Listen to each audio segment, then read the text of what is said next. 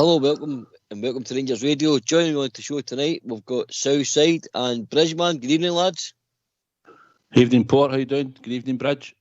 Can I say a huge good evening to you guys? Massive good evening to the guys in the lobby and to all the Rangers fans that are listening in all over the world. Good evening. Welcome to Rangers Radio. And how are you, Bridgeman? I'm doing very, very well, thank you. Very, very well. And hopefully you guys are too.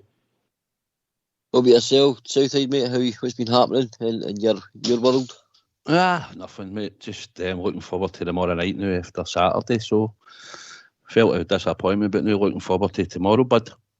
Aye, so obviously I've not been on since obviously the weekend's, defeat to Dundee United.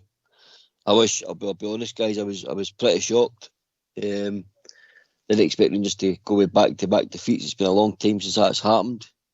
Obviously with Malmo and Dundee United, they fought the game on beaten run, came to an end. In total that was 521 days. We hadn't lost since March 2020. That was against Hamilton Aggies, if you remember that, guys. So it was a massive surprise for me, which I did a big lump in my throat. I was pretty angry. Because what I found, guys, it was a manner we lost. Actually, it was a manner we lost. I don't mind getting beat, guys, if we get outplayed and we get, the tactics were superb and the better team wins in the day. But they weren't the better team. We get outfought, guys, in my opinion, and we get outran. And their manager's tactics, in my opinion, were spot on. They stopped our fullbacks and they pressed the put our team high. They did to us what we did to teams, and we seemed to struggle to deal with it. And then also, we had 5 players that, in my opinion, didn't even bother backside showing up. Did not show up, and a team like Rangers can't afford players of the calibre we've got not to turn up. Southside? Yeah, mate, I agree with what you're saying. I done the show Saturday after the game. Obviously, it's a bit harder. It's a bit raw because you're watching the game, your emotions are high. But analysing it, the one thing we didn't turn up, we didn't play well. But looking back at it when I watched it again, I didn't think we deserved to get beat, to be honest. But we did, and that's the reality. We weren't under much pressure, but a lot of players didn't turn up. And I thought the midfield was much of a muchness, but we'll probably go on and talk about that later. I just thought there wasn't much anybody breaking from midfield into the box. So all in all, Port, it was a sore one. I didn't see it coming. I actually thought we'd be winning half-time, full-time and things like that. I thought we'd have a positive display. But we didn't turn up, and we certainly suffered for it, and that's just the way it'll go. We need to learn for it and move on. And I don't see it happening again in the near future, to be honest, in the league. I think we'll need to learn and move on, buddy. Yeah, I agree, mate. Bridgeman? Were you surprised by the weekend result? Yeah, I think I would rather wait until I give the view from my Bridge, because I've been quite acid in that. Aye, yeah, okay, mate, okay. Well, why don't we have a view from my Bridge, guys? Get that done and discuss the game after, view from my Bridge. Can we have view from my Bridge, guys? View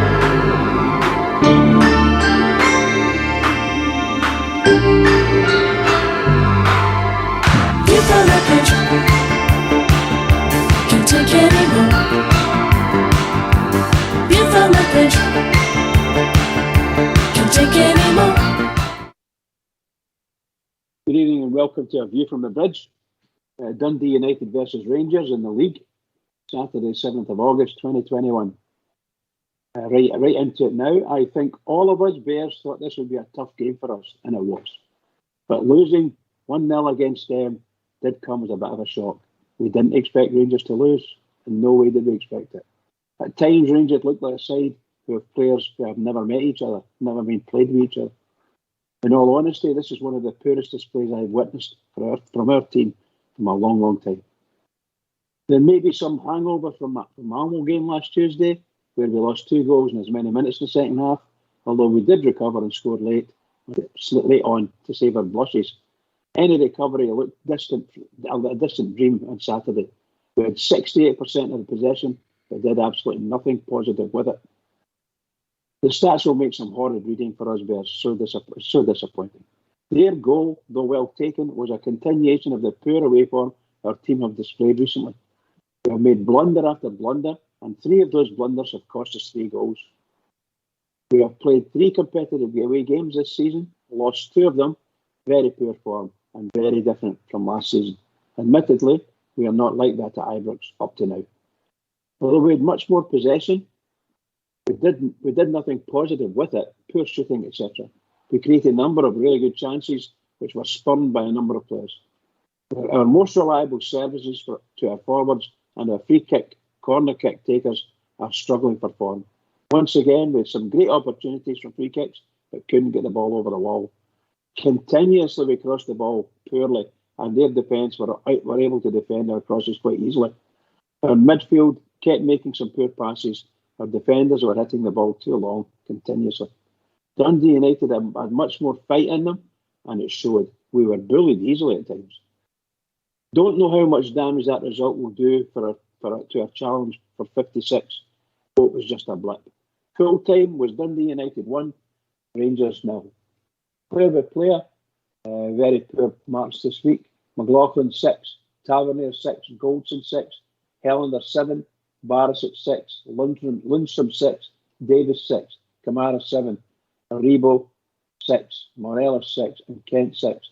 So no great stars. Man of the match I gave to Helander, followed by Kamara. Possession, 32% Dundee United, 68% Rangers.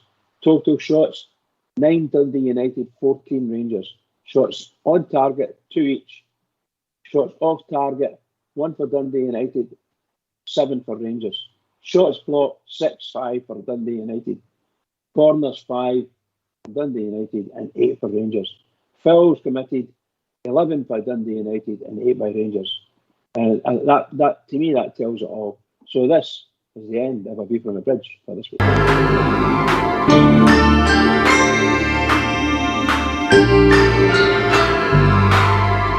View from the bridge. Can't take anymore. View from the bridge. Can't take anymore. Thanks very much for that, Bridge. That was a very good insight into the game.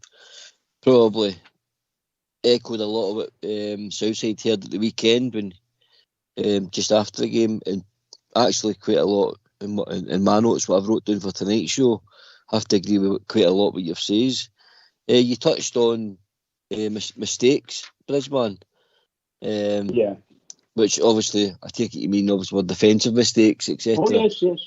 Yeah, which was a foundation last year, was your favourite part of the team in defence. So would you like to discuss so far the way you think our defence has started? Well, look, it's the backbone of the team. The goalkeeper had no chance with anything. He didn't, and it did nothing to shine. Well, it wasn't worth shining anyway. But our back four, simply at best at the weekend, they got a 6 out of 10. That's why I'm saying the play was terrible. Tavernier and Barisic, their crosses were dreadful, and their free kicks, I can't believe they kind of get it over the wall. Even if they put it over the bar, I don't mind. Put it over the wall for God's sake. But no, they're not even. The guy's not even heading it. It's hitting them in the chest and things like that in the wall. So it's the same way. Corner kicks are not getting to the right men. There was a couple of corners that got through and headers toward goal by Helander, but it just isn't right. There's something not right by the way we're playing, and that just might be, back to unfamiliarity. One thing or another, maybe Lundstrom's maybe I'm causing an imbalance somewhere in the midfield, which breaks up the links that they've had between defence and attack. But sometimes they're very good. Goldson seemed to be sometimes lost. He got the ball at his feet and he moves up 20, 30, 40, and before you know it, he's inside the opposition half, which we quite like, and can't do anything with it. Sometimes they've got to turn back and things like that. It's just, we just don't look right. That's all. To me, we just don't look right. So the manager's got to do something about that. It might be just one wee tweak here or there, and the whole thing springs back into action again. Because the guys are still there. Tavernier's bombing up and down the wing. So is Borna to a certain extent. But they need to get their corners right and their free kicks right. They might only be, as I say, a wee short a wee sincere there to move things, and they might start get shots on target. Up to now they've not done it, and that game was just Dundee United absolutely bullied us over big chunks of the game. I do agree with you, mate. Southside, you want to elaborate on that, mate? Mistakes, delivery, in I was midfield. watching, when I watched the game back, I seen Kent gave the ball away when we were breaking, and he tried to pass it through and it got cut off. Then he went to make a challenge, and the boy just sort of turned the other way and just sort of passed the ball. And from then on, when the boy was breaking, cutting in between Tav and Lundstrom, if it doesn't hit Davis, it doesn't fall in his path. Granted, Lundstrom and Tav should have been following him. One of them should have been chasing him in anyway, if not the two of them. And they got the luck and got the goal. Bridge, I thought Tav was unlucky with a free kick from outside the box just before half time. It was just over the bar. Borner's one was poor, I agree. Just hit it in the middle of the wall. But that led to the goal port, with Kent getting the ball away, and then when he went towards the man just turned the other side of him and just sort of took 2 strides and passed it. That's when the danger started. But Tav, I thought, had a poor game. I thought Golston wasn't much better. Borner, I mean, I'm not going to be too critical of the whole defence, because it's a defence that's done as well. They know they've made some mistakes and we're getting punished, Port. That's the main thing. We're getting punished for the mistakes that we're making. We're still early in the season. Golston, I think, personally, my own opinion, I think last season was a wonder season for him. I think he commands well when he organises, but I think if he had the ability to let Katic just go where he attacks the ball a lot more forcefully, I don't think he's that great in the air. Yeah. I think quick strikers can nip by him. But apart from that, he's been steady all last season. So we've got to hope that is the tried and trusted defence, apart from probably McGregor in most people's eyes. So they've got to start getting it together, mate, Yeah, mate, yeah, great points. Can mate. I come in John, on that, Port? Can I just come in on that just for a minute? Yep. It was just to say, look, watch them at Ibrox against Livingston, and they were outstanding. They were outstanding. The same players, and they're going and playing against Dundee United, and they're not in the same game. I know there was some differences in the players there, but really and truly, their form is night and day. And I don't know whether Malmo is taking something out of them. I'm not dead sure. But we should be able to get over that. They are professionals, and they've got a huge game coming up. I would have thought Rangers would have been right up for that game. Some of these players wanting to show the manager that they're good enough to get selected, and it didn't happen. I'm not being funny, it just didn't happen. I agree, mate. Right, we'll join our first call tonight. We've got Rudy Bear. Evening, Rudy. How we doing, pal? Evening, Port, Bridgeman, Southside. How we doing, guys? Very well, How you mate. doing, Very Rudy? well.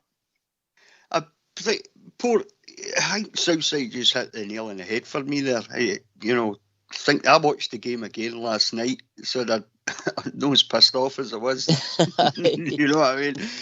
It's easier, isn't it, to sit and watch it when you know what the score is. I think you take the emotion out of it, innit? Take the emotion out of it. Yeah. That's exactly what you do, mate. So you sit and watch it with a wee bit more of a sort of analytical eye, I suppose, when you're watching it. We were dreadful at times in that game, Port. I thought that anyway when I was watching it, but then when I watched it again, it was such a lacklustre performance. So it was, really lacklustre performance. So hardly had any shots on goal, and it just didn't look like us. And I thought it was pretty similar, actually, to the performance away to Malmo on last Tuesday night. I thought it was quite a similar performance to that. And I don't know whether it's because, is it a combination? I was talking about it with my mate this afternoon. We sort of thought maybe it's a combination of having certain players out, on suspensions, players just coming back, like Alfie's just come back for the Copa America. He's trying to get back into the swing hands. Joe Aribo's been out with a wee injury. Kent was out with a wee injury for a wee bit, So maybe we've not had as good a pre-season as we would have liked to have seen. Philip Hellander's been away, Kamara's been away, playing in the Euros, So it's kind of broken up the pre-season a wee bit for us, because there's players... because we never seen Aribo for about, 3 games or something like that, I think, with Joe Aribo, wasn't it? And I actually thought, to be honest, one of the very few players that got past marks at the weekend was Joe Aribo. I thought, I don't know what anybody else thinks about that, but I was watching it again. That's what I thought. But it was such a lacklustre performance, Port. So it was something that it has to be sorted kind of quickly, because we've got a huge game tomorrow night. It's got to be sorted for tomorrow night. We have to play with a bit of pace. There was no pace in the game at the weekend, and I think that suited Dundee United right down to the ground, because, if we play with a lack of pace, it's easier for the opposition to get in our faces, it's easier for them to take control of the midfield. And I say this all the time, Port. You're probably sick of hearing me say this whenever you win and lose a game in your midfield. That's how it always is for me, Port, And when you don't play with any zip, you don't play with any pace, you allow your opposition to take control of your midfield when you play like that, especially when you're two wing backs. So we play with wing backs, obviously. So Barisic and Tavernier, especially if they're not on it, then it makes it even worse for you when you're not playing with any pace in your midfield and stuff. And Lundstram seems to be the new whipping boy for the moment, And in fairness to him, he's just come into the team. There's other players in that team that should have stepped up a wee bit more. Ryan Kent things are not working for him just now, but he'll come good because he's got so much talent and he never stops trying, Ryan Kent. That's why I admire him so much. Even if he's having a poor game, he'll keep trying things. He'll keep showing for the ball and that, So, obviously at some point you're going to talk about the game tomorrow night, Port, but I don't see us playing as badly as that tomorrow night in front of a full Ibrox, in all honesty. I totally agree with a lot of your points there, Rudy. It's echoing probably what I heard on Saturday with Southside, and Bridgman's touched on it as well. So far this season, I think we've looked pretty rusty, pedestrian-like, no cohesion in the team. And with them all at different times are coming back, that's one thing I've noticed, big time. It's like Bridgman touched on it. It's a team that doesn't really know each other. It seems to be that they're all at different levels of fitness, and they've all come back. Maybe they've all been training together the way they usually do. So there's no cohesion. There's not that team element of that seems to have slipped out. But I'd like to, I'd like to be very honest, and I think Dundee United's tactics at the weekend were absolutely spot on, mate. They stopped their fullbacks, stopped their team, they pressed the life out of us. They did what we did to teams, so totally. He outsmarted the manager, mate, and they outfought us, and I don't like to get lost that way. Totally agree. I said after the game that it was getting beat was going to happen sooner or later. We're never going to, go unbeaten forever, Port. The manner, I think, Southside mentioned it again there at the beginning of the show. It was the manner of the defeat, though. It was just, had we been hitting the crossbar, hitting the post, and, their goalie had been pulling off, 5, 6, 7 brilliant saves, it just had a world day a game. It wasn't like that, though. But you've got to give credit to Dundee United as much as I don't like them. You have to. They got their tactics totally spot on, as you say. They were in our faces, But that's what happens to you when you don't play with pace, though, Port, as well. Yeah. When you're not zipping passes about, all over the place. Players are not making runs into the box. There was times when the ball was being whipped into the box, and we had like one player in there, Alfie. And that was it. There was nobody else there. You know what I mean? Now, you can whip that ball in there all day long. If you've only got Alfie in there, against 2 or 3 defenders, it's not really helping much, So the lack of pace thing as well. But you're right about Dundee United. They got it bang on, absolutely bang on. They knew how they were going to play. They came out, they set up the way they wanted to, and they totally got in my faces. They chased everything down, and they probably won more 50-50s than we did. And for a Rangers side going to Tannadice, that's just not acceptable at all, Port. I agree, mate, I agree. Southside, what you add, mate? Rudy's more or less going at spot on. I think Rudy as well, mate. I think the midfield, the 3, they were pretty much a muchness. There was nobody willing to burst from midfield into the box, and I said that on Saturday. Probably needed like an Arfield on the part where even when he does play right side, he gets himself in that box, he makes runs. Lundstram, he's going to have to get up to speed. He is going to be a part of the whipping boy on Saturday. But like you said, there's other players in that squad. Colston, Tav, Borner, Davis, Kent, Aribo. They should have all been standing up and playing. I thought Aribo actually done quite well. I thought he done no bad. He did a wee bit of magic in the first 6 minutes when he cut the ball back to Alfie and he he took the first time shot, he was unlucky. That goal goes in, that changes the game, you know. Absolutely. And like you said, Rudy, I watched it back myself, and you can see a lot more. We didn't start well. The first 15 minutes were all over the place. Then they got their tactics right. They doubled up in Kent. They doubled up. They put a man onto Borna when we're going down the line or wanting to put the ball across. They chased and harried for the first 15 minutes. But I thought after that, we sort of, I mean, if you look at possession and that, we had good chances to create good balls into the box, and Tav was sitting along the deck and Borna wasn't getting it in either side. At times we did get into good spaces. But I just thought there was nothing coming for the midfield. They were basically just in round about the centre circle, just passing the ball about, and there was nothing creative coming for it, you know. And that's what we were lacking. They're pretty much the three midfielders that played are pretty similar, aren't they? And that's a bit of concern going forward, I think, Southside, because if you look at Jack, I know we had it last season, but if you probably count the goal threat, Kamara and Davis, probably about 5 goals. Davis has got one obviously last week. I think he got one against Galatasaray and he scored against St Mirren, wasn't it? Yeah. Kamara scored one in Europe last season, I think. And I think he got one in the league. I might be wrong, but I mean, they're not scoring enough for midfield as well. So we need a creative player in there, obviously going forward in Tuesday night. That's just my own view. We need to get a creative player in that. Thankfully, Hadji's back for tomorrow night, isn't he? You know, so I'm not. You're probably going to the manager's presser. But thankfully Hadji's back, because, and I know Hadji's not everybody's cup of tea Southside, but the boy knows how to find a pass. You can't. I mean, so he's more. I think he's got more assists than anybody else in the league last season. So the boy knows how to find a pass. So maybe I think he'll get a start tomorrow night Southside, to be honest.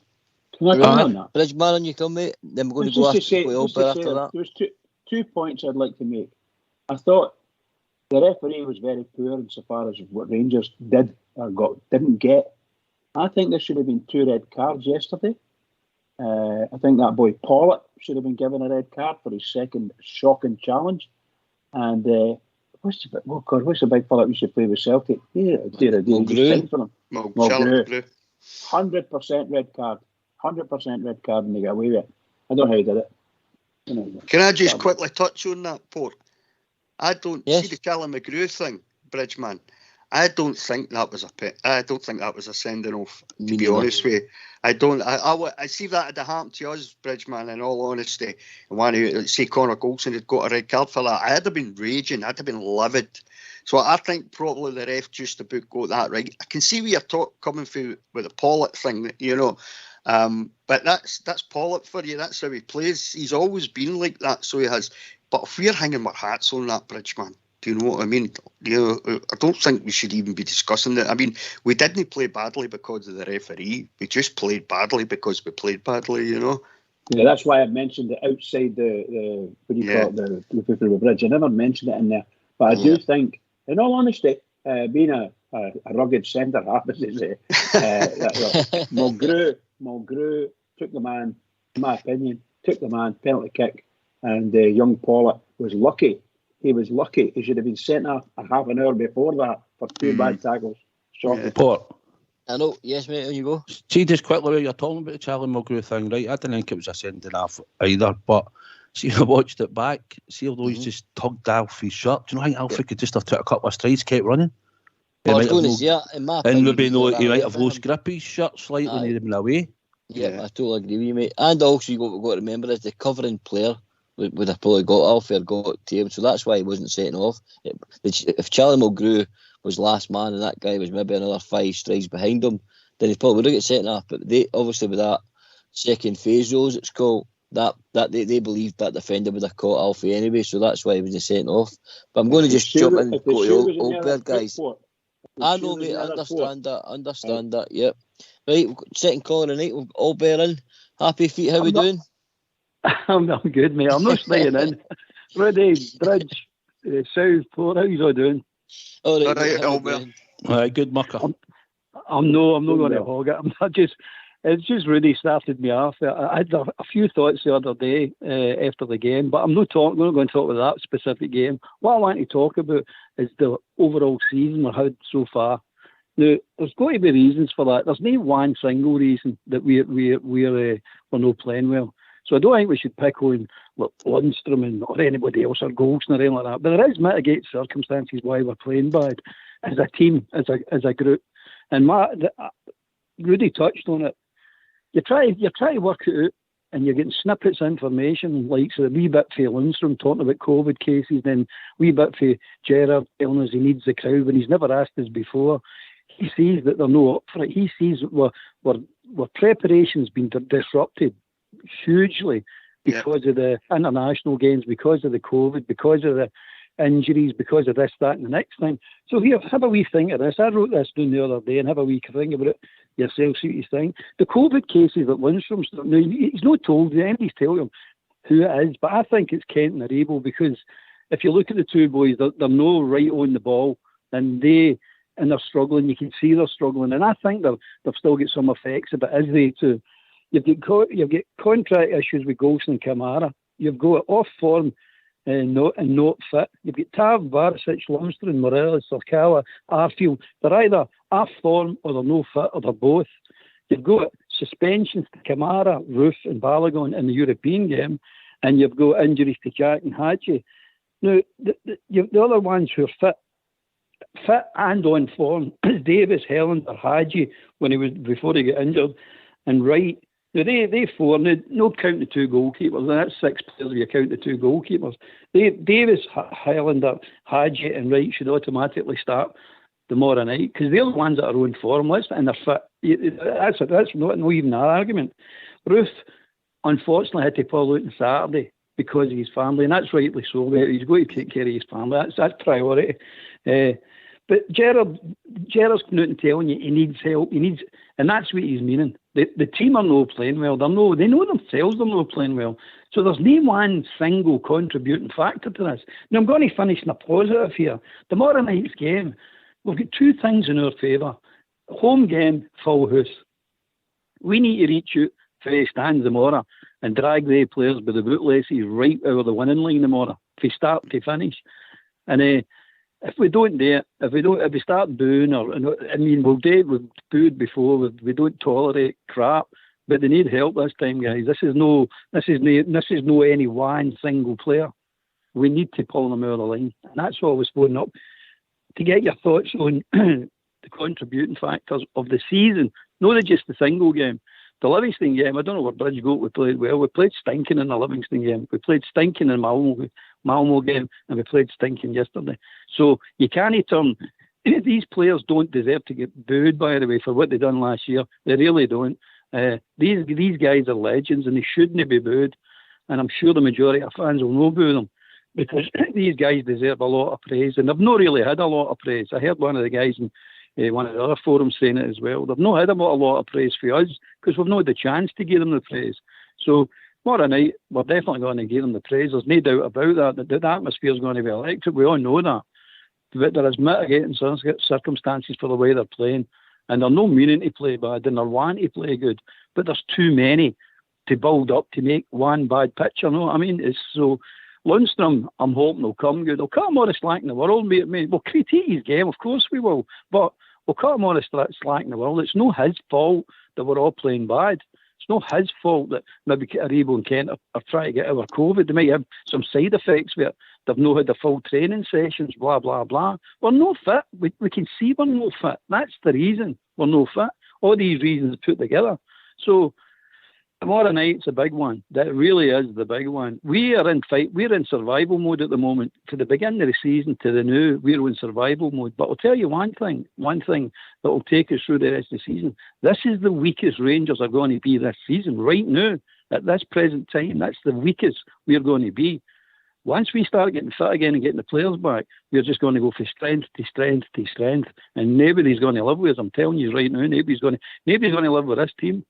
But we'll need to cut them a bit of slack and give them a horn tomorrow night, a big horn tomorrow night. And I can't wait, to be honest with you guys. Sorry for rattling on there. No, fair play, mate. A lot of good points here. Well, why don't we park the Dundee United game? We'll pick up on some of Old Bear's comments here, but he's got his beliefs about, all different levels of fitness, etc.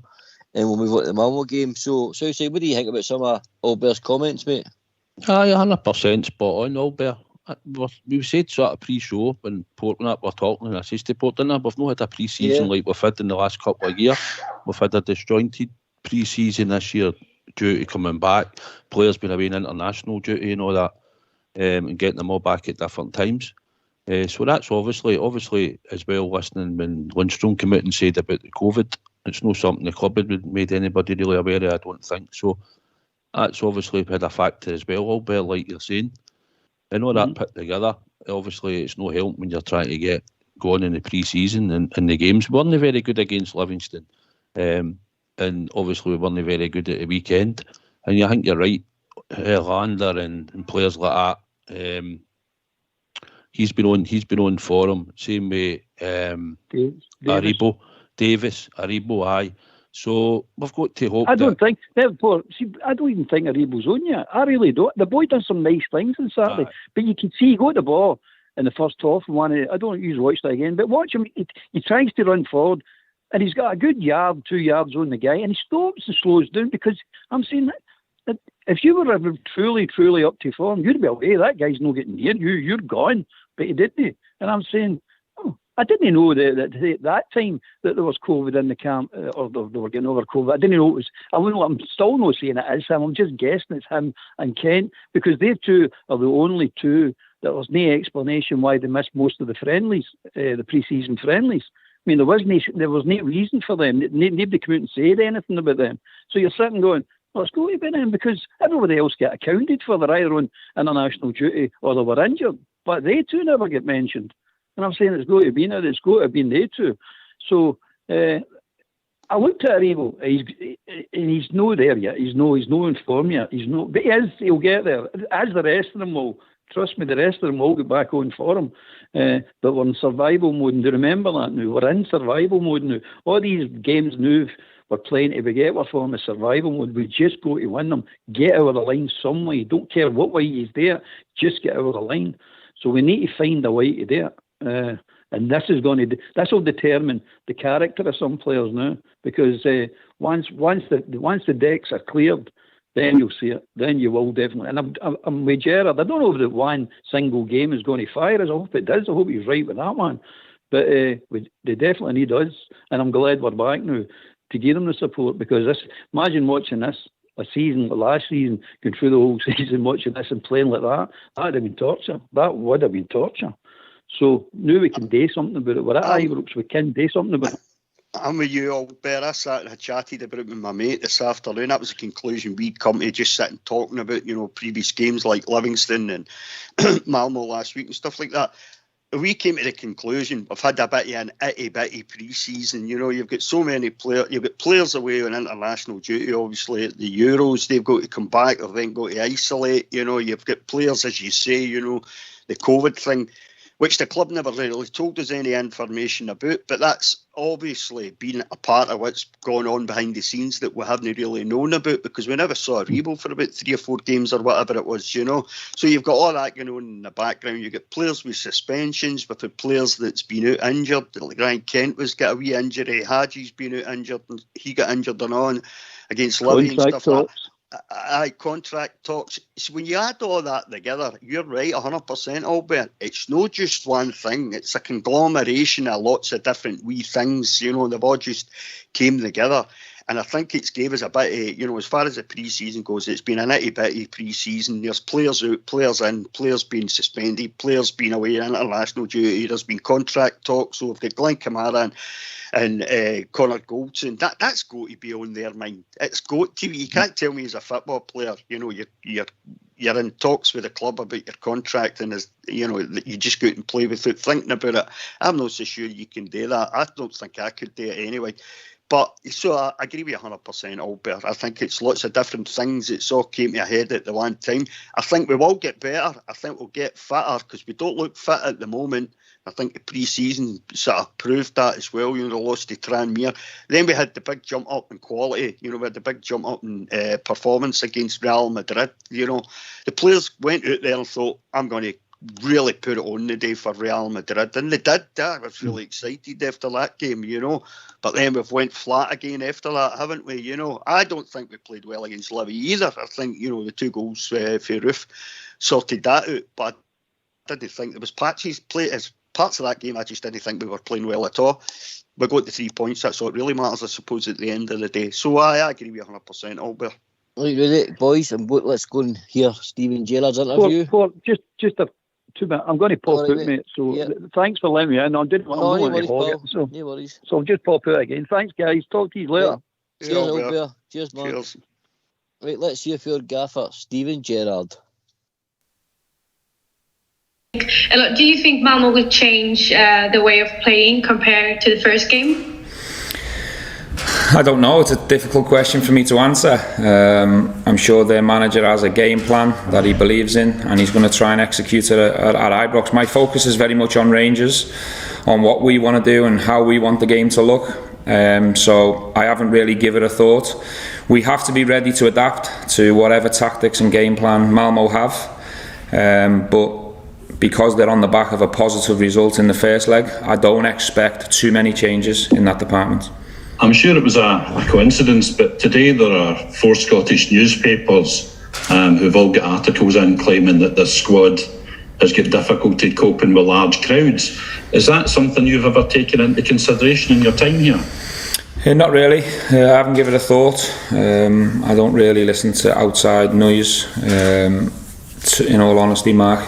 Listen, we haven't played in front of a full house at Ibrox for a long time, so I'm sure their opinions are maybe from some time ago. I'm not too sure who said it or where it's come from, but it doesn't really interest me.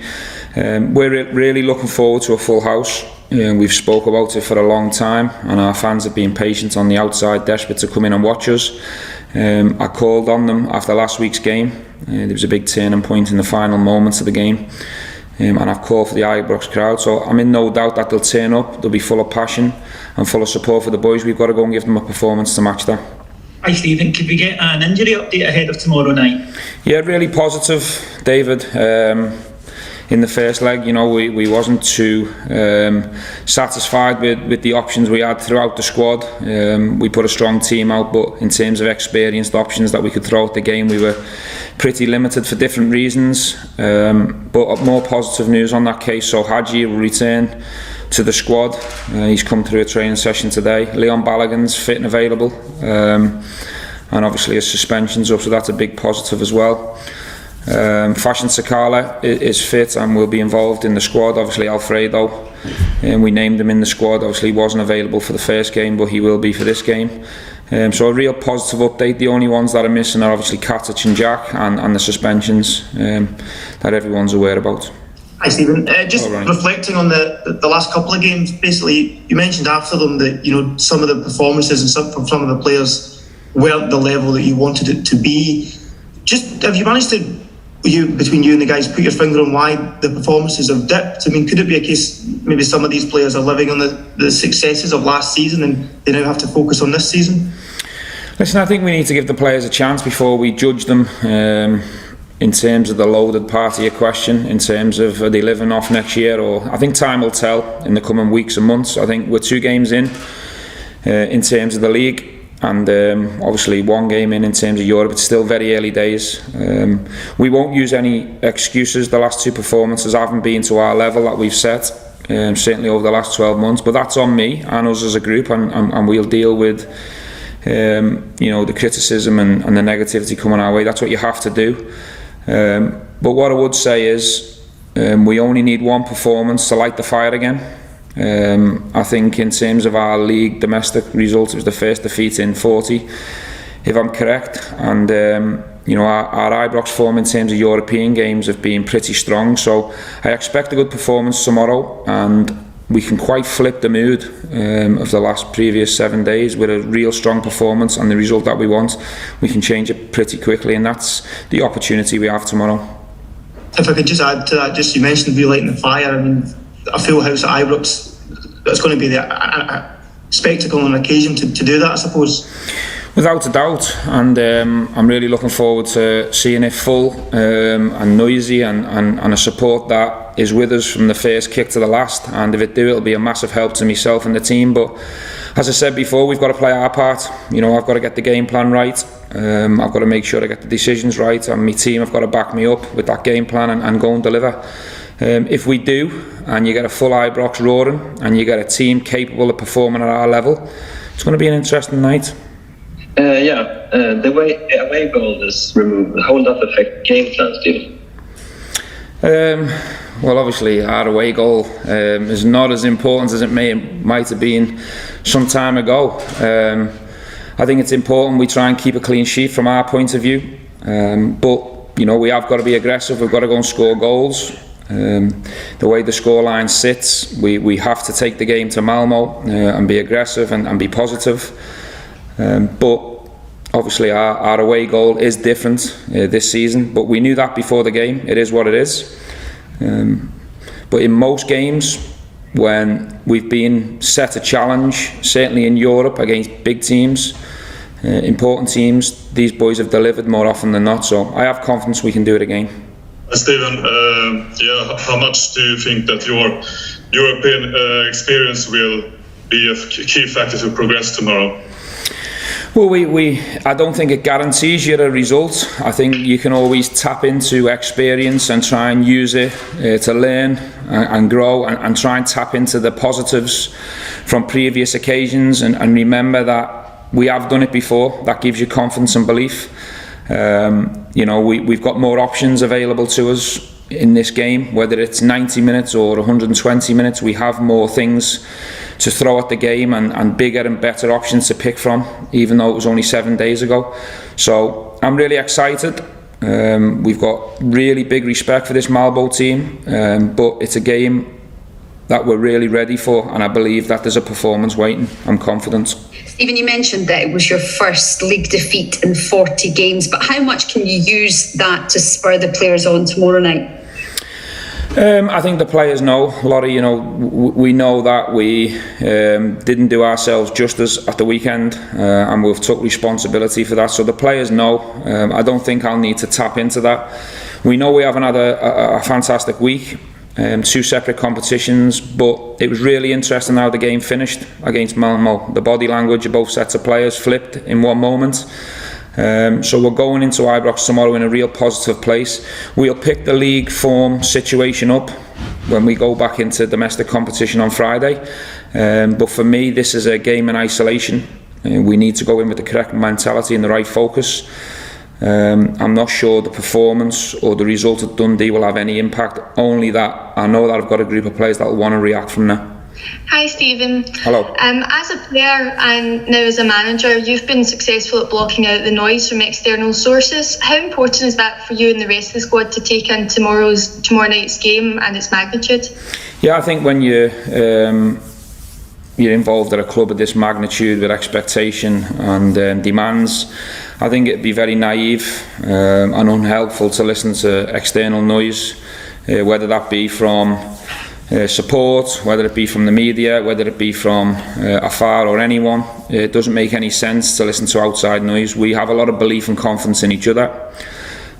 We've had a couple of results that are not ideal and unwanted, but as I said to you, we're 90 minutes or 120 minutes away from flipping that and setting the fire and kick-starting our season and resetting. So I'm not overly concerned with the external noise, even though we don't really listen to it anyway. Hello, Stephen. Hello. So you have 1 goal up to Malmo. What will be important in your game plan to beat Malmo? I don't think I'm going to give you my game plan, Matthias, as much as I respect you. I don't think that makes sense to tell the whole of Sweden what my plan is and what I plan to do tactically. But if you're at the game, you'll see it with your own eyes, and hopefully you'll enjoy our performance. Stephen, you played on Saturday night just like Malmo did. How well do you think you're coping with this very tight schedule you have right now? Yeah, we actually played on Saturday morning, or early afternoon if you like, 12:30. This is a schedule that we've been used to for the 3 seasons I've been here at Rangers, and hopefully it's not going to change, because we want to play in as many games as we can. It means you're doing well, it means you're successful. We don't want to be in a situation where we're out of Europe and there's no cup games, because that means you play 1 game a week, and all my players love playing. I love coaching in games, so I want to be involved in as many games as possible. We've got no complaints in terms of the schedule.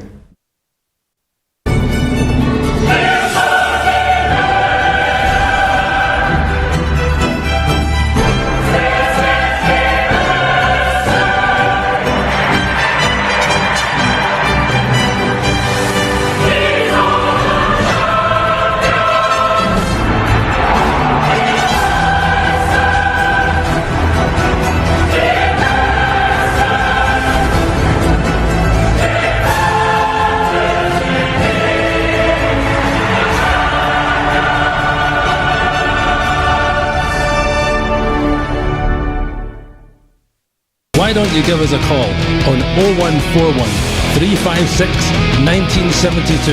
It's your show, it's your platform. Let's hear from you. Welcome back, everyone. That was great to hear for the gaffer. That Champions League music, boys, gives you goosebumps. Sends a hair up in the back of your neck. Gets you going, doesn't it? Gets you going. We've got a first-time caller. We've got Alan. Alan, welcome, mate. The floor's yours. What do you think of the gaffer's comments?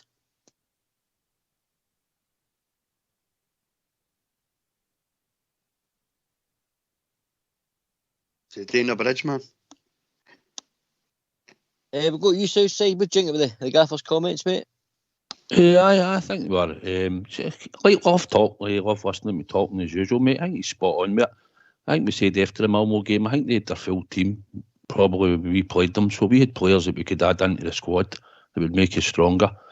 I think we've got to get off to a flyer. I think we've got to give the crowd. I mean, I'm sure when the teams come out and that, we'll be roaring for the stands for the 90 minutes. But there will might be times in the game where the team's not doing so well or things are not going so well. So we'll need to keep the support up. We'll need to keep roaring and cheering and give them the confidence, and hopefully something will happen if there's nothing happening at that time in the game.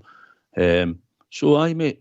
For what he's saying, we've got a squad that's got the experience of playing in Europe. They've done as well in Europe. So all we're looking for them is just to click on the right and give us a performance. And if they do that, I'm sure, I believe 100% we'll win the next round of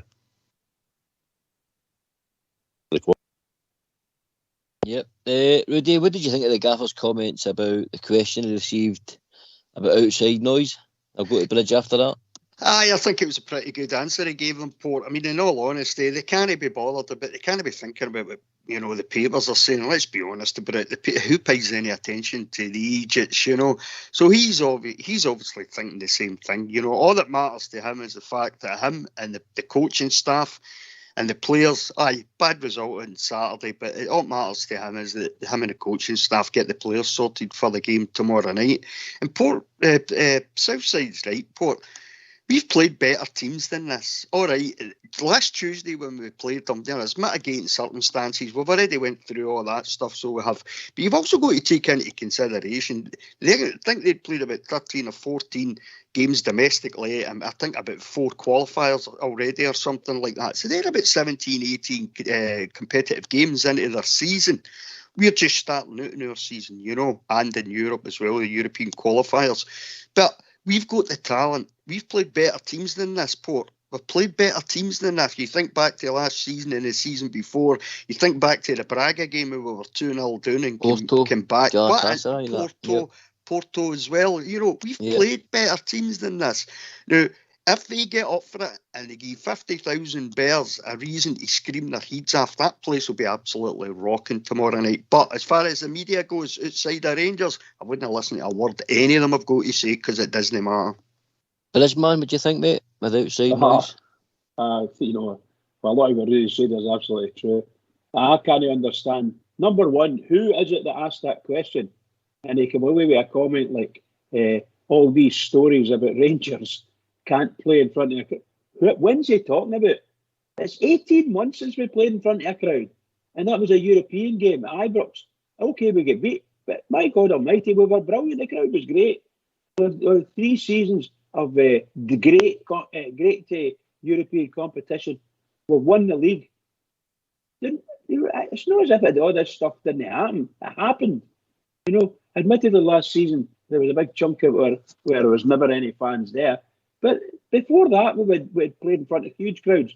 Ibrox is full. Season tickets sold out every season. Unbelievable stuff that they're coming away with. All of a sudden, before a big game, they come away with this. Rangers can't play in front of a crowd. Who are they kidding? Who are they kidding? Sorry, Paul. I'm not. No, I agree. I actually agree with you, mate. I asked the question the last time I was on the show because it was mentioned. It's been mentioned probably for the last, since the season started. If this Rangers squad could perform in front of their crowd with the added pressure, how fickle their fans can be at times, one slack pass, etc. Or if a game's not going, it's quite the first 20 minutes, we are quick to go on their backs. So if we're all in agreement, this is probably a bit of a myth and it's maybe a tactic to unsettle or trying to get into our players' heads. Well, what do you think about the Braga game then, Port?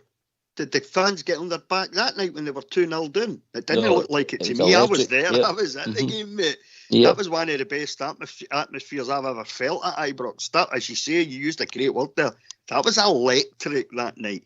So if you're telling me these players can play, and that's not the only time they've played in front of a brilliant atmosphere like that at Ibrox.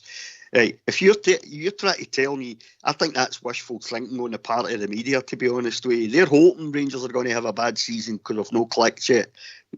Albert says, when we do click, nobody will be able to live with us. Southside? That's just nonsense, mate, isn't it? It's absolute nonsense, We can't play in front of a crowd, But we battered them up East End of Glasgow twice in front of a crowd and there was only 800s in the stadium, I think people forget that, we played in front houses at full houses at Ibrox, Yeah. It's a myth, mate. It's an absolute myth. I agree, mate. I agree. This qualifier, in my opinion, guys, it's so important. It's worth millions. If we get through this and then obviously Olympiacos and Ludogorets going and you get that. I mean, I've read something today. I think originally we thought it was 30 million we received, but apparently now what I've read is because that mob across the other side didn't qualify at all. We actually get 40 million, so it's like a £40 million game. Yeah. So these two games are worth 40 million quid, and I think Gerrard, in my opinion, will have that squad up for this big time. And I think, like I said, I know Lundstrom, that we touched on earlier on, he's became one of the whipping boys so far because of his performances so far for Rangers. But I think it's time for some of the experienced players in the team, guys, maybe to put an arm around him or help him. You talk guys through games. I played in the engine room, guys, for a number of years at a decent level. So when we get new players in, when I was a new player myself, there was other experienced guys that had been there longer than me. It got me through the early stages of games and early stages of my career at a club, etc. So I just think the team, if they pull together, once they'll get to the same sort of level of fitness and, up to the same match fitness, etc., like Albert touched on and like you guys have touched on, I think this team will the juggernaut will roll on in about another 40-odd game, maybe even more than that run. I just think this is a small blip, in my opinion, guys. And like Gaffer touched on, this could reignite our whole season. This could be the start of it. We get a result against them, our season is flipped in its head. I think as far as tomorrow night goes, Port, I think the fact we've got Alfie back, we've got Sakala back, we've got Hadji back, they're all fit and ready to go for tomorrow night. That's three really good attacking options we've got there for tomorrow night. No idea what the starting 11 will be, because like Steven Gerrard's like starting 11, so it'd be kind of hard to pick a starting 11, as far as Steven Gerrard goes. But there's three good attacking options that sort of been missing in the last sort of couple of games or so, and the game against, last week in Sweden and then at the weekend. And right, we've got them back now. So he's now got a couple of options to be able to bring off the bench. I never really had any options as far as it goes in Sweden last week. A bunch of young guys and that, But this is different now. I see absolutely no reason why we can't get up for this tomorrow night. Unable to take your I think, see when you're saying that, Rudy, yeah, we've got a squad and a team that we can pick that's got all the European experience. Sakala we could have on the bench, right? We've got Kamara and Rufus, but the rest of that team, the defence, the midfield, if you say you done Aribo, Davis and Arfield, and then you played Kent, Alfie and I was going to play Aribo up there actually. Hadji, Hadji. There you go. So You know, that's a team that's played in Europe up against better teams than Malmo. The fact is, we've just no hit form yet. That's the problem. We've just we're looking still a bit rusty. No, we need to get... I totally agree with you. See, if you think back to that Braga game, I thought Hadji was outstanding that night. That's when the boy really came to life for me that night. I think, Rudy, the fact that he got the 2 goals obviously propelled it. You know, of course. But I mean, Hadji's a great player, and I think he shows great vision. He's good in Europe. He's like you say, he's got goals and he's got assists. He sees a pass that other players can't see. And he makes that pass, so it's but like I'm saying, there's nothing to fear from Malmo. We just have to play well on the night, and there's no doubt the crowd will be up for it. You know, as soon as we come into Ibrox, man, I'll be screaming my head off. You know, I tell you what, they're certainly not a better team than Braga. Let's put it that way. If we come back for a 2-0 down against Braga, we can certainly do it with this mob. You know what I mean? Aye, what do you think, Port? I totally agree, guys. I just felt quite similar to Dundee United. I think Malmo mate were a well-drilled outfit. You know, they've played well, not allowing Rangers to play. Again, stopped the fullbacks, they pressed us. You know, they played with cohesion, they defended well, they carried some threat, obviously with Kolak, Christensen, the boy Reeks on the left side, and the boy Bermanasevic, who scored the 2 goals, who they didn't get a lot of press. These 2 guys, mate, lads, before the game, we didn't know a lot about them too. We just heard Kolak and Christensen were the 2 main men, but it was almost like Dundee United, you know, copied the blueprint, wasn't it? They led, in my opinion, Malmo led the blueprint how to stop Rangers, you know, and that's what they did. But you know, that's how I think this time Gerrard's got to be really switched on. We knew, no, they've not just got 2 players; they've got, you know, a team full of experienced internationals who can be dangerous down the left side. Because Christians is a playmaker, as we know now, and their defence was pretty tight, wasn't it? So, you know, I think different game tomorrow night as far as I'm concerned, guys, because I think we know what we're up against now, and I think we need to start quick. But we're going to go to a tune, guys, and then we'll carry this conversation straight after the tune. Okay. Get yourself a mute.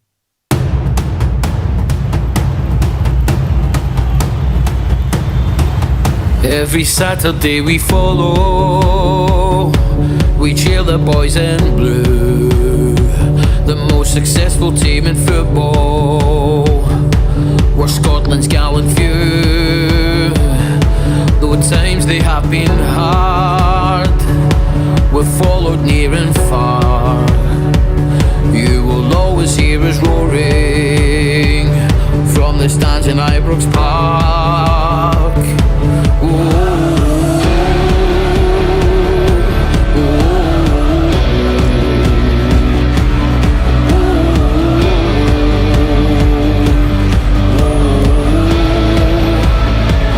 Every Saturday we follow to cheer the boys in blue, the most successful team in football.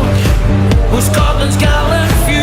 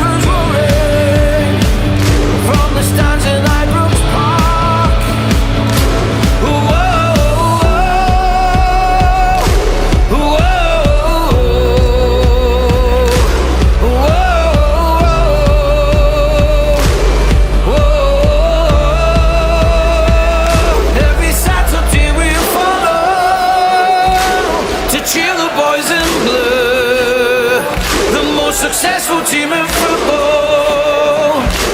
We're Scotland's gallant few, who times they have been hard, will follow near and far.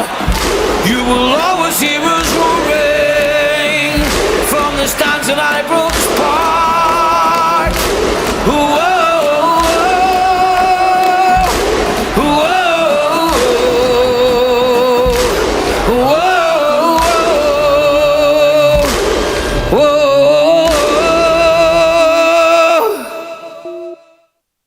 Some tune that, Rudy, eh? Gets the hairs in your neck standing, does it know?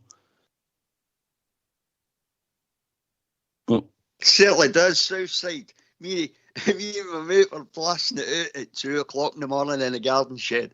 Mrs. Rudy comes storming out in her goonie and her slippers, and she's like, right, you two, grow up, turn that down.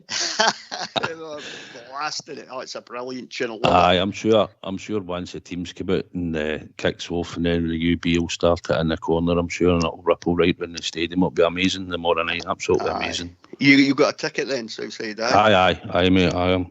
I'll be there. Magic. I'll be sitting watching it on the box, unfortunately, this time. What about you, Bridgeman? Oh, you must be on mute. No, I'm still here, bud. Oh, he is. You'll be looking forward to tomorrow, Bridgeman? Yeah, I just came back to the other end of the kitchen there. I was dancing up there.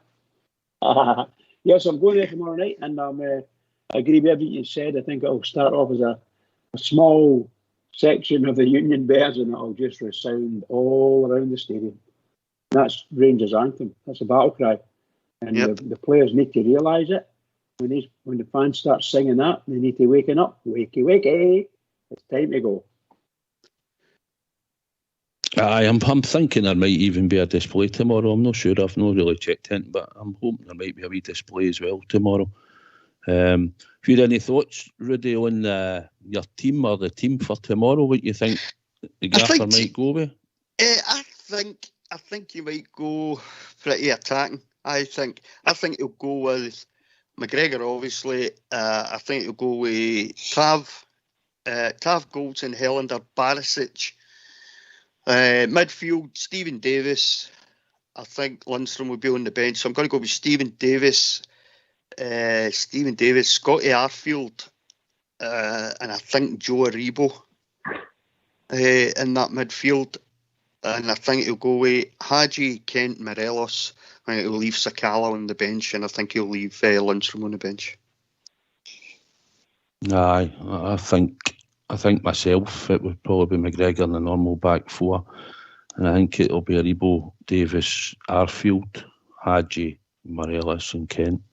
That's a pretty attacking side, that, isn't it? If Arfield can get back to some of his best that we've seen off him last season, busting into that box and stuff, Hadji with his passing, Kent, it's imperative that Ryan Kent gets back onto form as quickly as he can on the south side, because Kent's one of the guys, he gets on the ball, you get up at your seat, you know what I mean?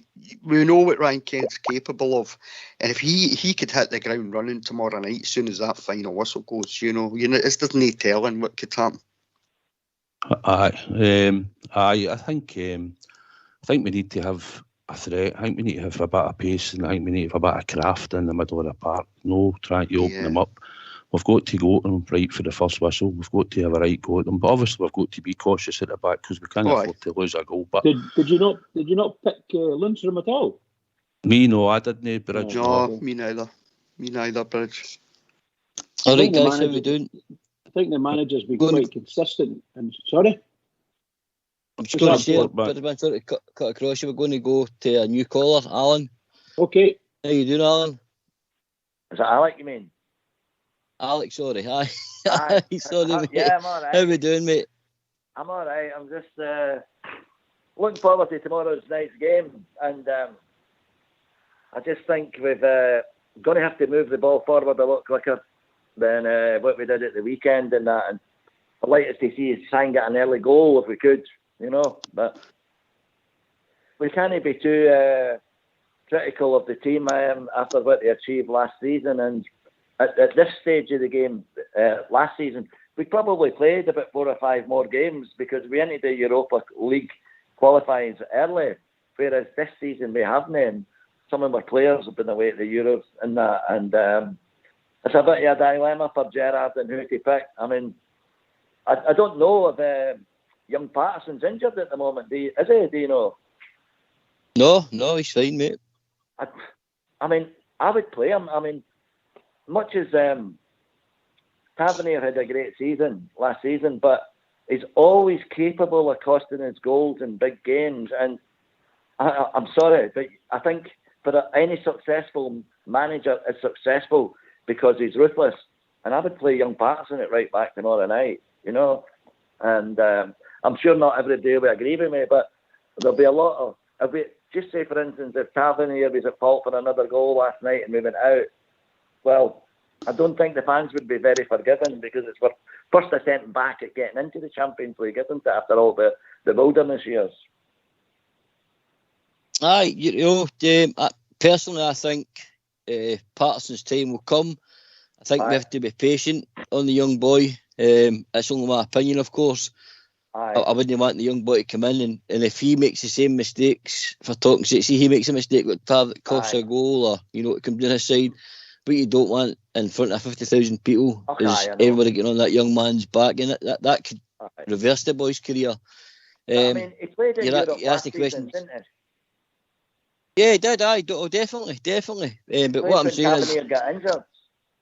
Yeah, I think because obviously Tav's the captain, he's fully fit.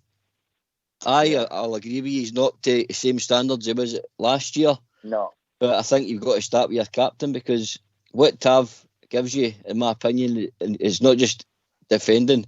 He gets forward and his assists and goals speak for themselves, mate. And we need assists and we need delivery, we need goals.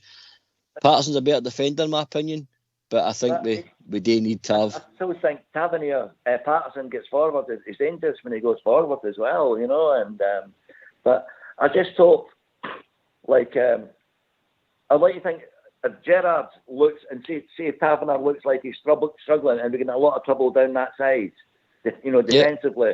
I hope he's got the balls to rectify it and say, well, captain or not captain, we're only going to get this is our last shot at this for another season, and if we don't do it, we've got to make sure we win the league.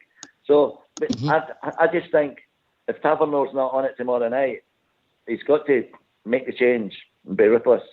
In my opinion. What do you think, Rudy? What do you think yourself, Rudy? I think there was a point Alan made. As far as Tav goes, I'd play Tav. Simple as that. I really like young Nathan Patterson. I think he's a fantastic young player, Port. But you start with Tav tomorrow night. Nathan Patterson will get his games this season. There's no doubt about that. He's an exceptional young talent. I just don't think this is a huge game tomorrow night. I don't think I would start him ahead of Tavernier. But there was another point you made there, mate. I totally agree with you 100%. See Ryan Kent. There is no point in Ryan Kent 25, 30 yards further down the field trying to pick the ball up in midfield. That's not where Ryan Kent does his best work, in my opinion. Yeah. And that's been noticeable to me in the last 2-3 games. That's what Ryan Kent's been doing. He's been having to drop 25. He done it at Tannadice at the weekend. That's and he's doing that because the midfield isn't clicking at the moment. That's the problem. So he's coming back 25, 30 yards back down into that midfield, trying to pick a ball up and trying to make things happen. He shouldn't have to do that. No, he shouldn't have to do that. And hopefully he doesn't have to do that tomorrow night. I think with a midfield of Joe Aribo, Stephen Davis and Scotty Arfield, he won't have to do that tomorrow night, hopefully. Well, Scott Arfield always plays well in Europe, but doesn't he? And and he's a goal threat as well. But I think the main thing tomorrow night is we've got to get the ball forward a lot quicker. Yep. To the likes of Kent and what have you, and give them it in the dangerous areas of the pitch, not have them coming back. But I just think we've been very, especially on Saturday. I mean, there's too many cross-field passes, and a decent team is just going to sit behind the ball and then make it difficult to break down. Well, that's what United done. United stood in their box, and all we done was lobbed the ball into the box. It was a total waste of time. It wasn't working. So then they should have thought, right, let's try something different. But they didn't seem to do that, No. Southside, what's your thoughts, mate, on Alex? Hold on, mate, Alex. Southside, what's your thoughts on Alex? I think it'd be I think James Tavernier has got to play tomorrow.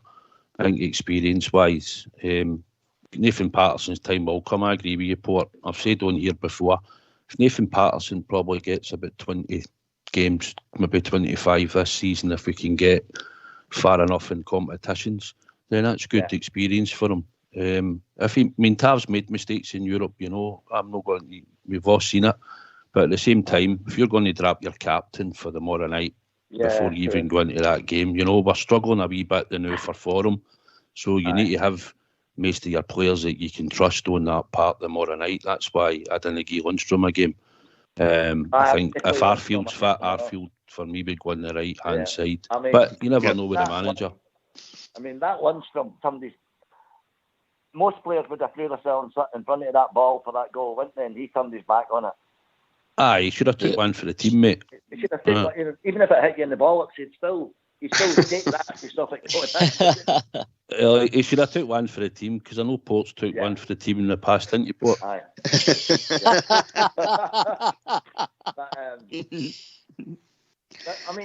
We were best results.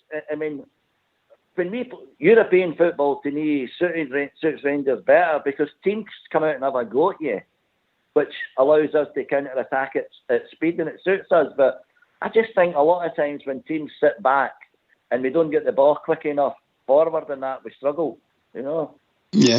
Aye, cool. I'm just going to cut across you, Alex. We're going to bring in Ulster. How we doing, big man? I'm doing well. How's everybody doing? He's all good? Hi, Ulster. All good, man. How you doing, Nice to hear you, Ulster. Nice to hear you. Nice to hear you too, Bridgeman. Right, Ulster, floor's yours, my man. What do you think of Malmo? What do you think of some of the comments that's been said tonight by the guys? There's a lot of good comments tonight.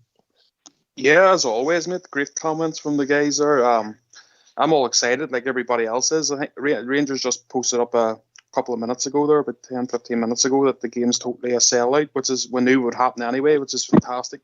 So I'm just buzzing like everybody else, but I'm just hoping we can put in a more like ourselves performance tomorrow night and get ourselves through this tie. I'm going to ask you a question in regards to Lundstrom. Going to go around the whole panel with this tonight. Should Lundstrom start tomorrow night, Bridgeman?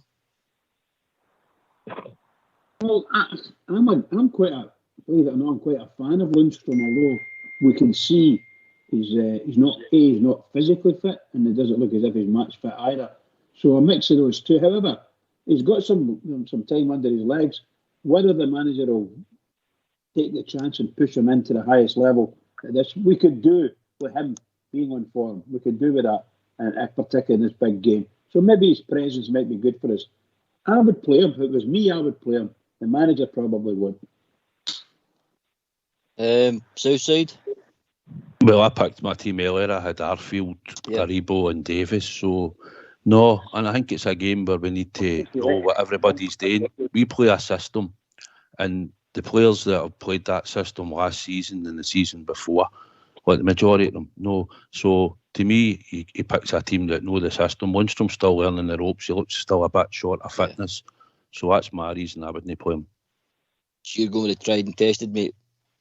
Yep, 100%, buddy. Yeah, okay. Sorry, Ulster? I'd give Lundstrom a break tomorrow. I think I haven't given up hope on him, though. I do think he'll be a great player for us in the future. But I just think, with a few games we've seen of him, he's struggling a wee bit. So I'd keep him out for tomorrow night's game from the start and just give him a wee bit of a break and fire somebody else in. Take the pressure off him a wee bit. Yeah, take him out the firing line, Alex, mate, so. How would you think about? Yeah, what do you think, Alex? What do you think about Lundstrom? Do you start him or do you take him out the firing line and give him I wouldn't start him. I'd play Arfield in his place without a shadow. Arfield's used to playing in Europe, and we played well in Europe when he's been playing. I think it's too big a ask for Lundstrom tomorrow. I expect him to, because he's still getting used to playing with the team. He's struggling for fitness, Port, so he is. The boy's struggling for fitness, and you can see that. He's very laboured in the midfield just now. He doesn't know the system properly yet. No, it does. Right. So I wouldn't, and he's struggling for match fitness and all that. I wouldn't put that on his shoulders just now because it's a huge game tomorrow night. I would go like Southside. I'd go with Scotty Arfield, Stephen Davis, and Aribo. I'd have Scotty Arfield helping out Tav on the right hand side. I'd have him coming back to help Stephen Davis out in the middle, and I'd have Aribo going forward, breaking into the box and stuff. I'd sit him on the bench for tomorrow night. Yeah, I agree. Right. Do you think any of you think that going to take this from the panel as well? Just answer a wee bit quicker, guys. Do you think the gaffer changes the system tomorrow, or does he stick with the tried and tested 4-3-3? I'm not so sure. I mean, what I say, I think we've got to start at pace tomorrow night. You know, and get at them and put them under pressure and not let them settle into a game. And you know, hopefully we could maybe get an early goal, which would settle Rangers' nerves and the team's nerves and the fans' nerves. And then, let's say, if Malmo want to go through, they're going to have to open up once we score, you know, because a draw's no good with the away goals not counting, is it? Yeah. Bridgeman, what do you think? Do you think the gaffer will stick with the normal formation, or do you think maybe I would say a wee change in the system? Well, if it's a gaffer, the probability is he'll go with what he knows himself what he thinks is the strongest side. My honest opinion is, I hope he plays Lundstrom. I want to see Lundstrom really successful, but I don't want him to come on and really screw up the game tomorrow night. I want Lundstrom to come out, be the strong person that we know he is, or we think we know he is, and I want him to play.